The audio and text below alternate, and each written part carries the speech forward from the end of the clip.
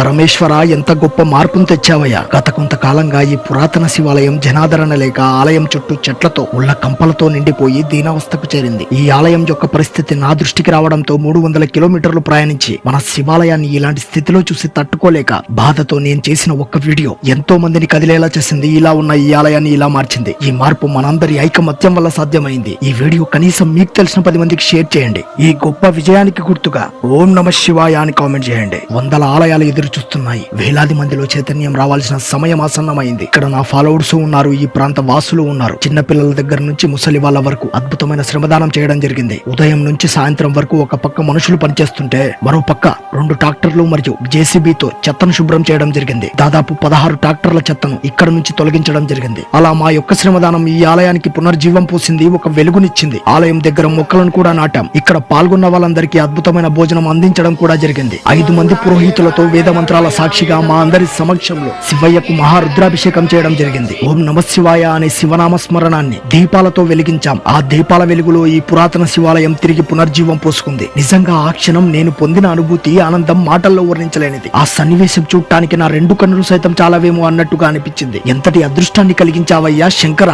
మా జన్మ సైతం ధన్యమైంది. మేమందరం ఈ శివయ్య ముందు భజనలు చేశాం, హనుమాన్ చాలీస పారాయణము చేశాం.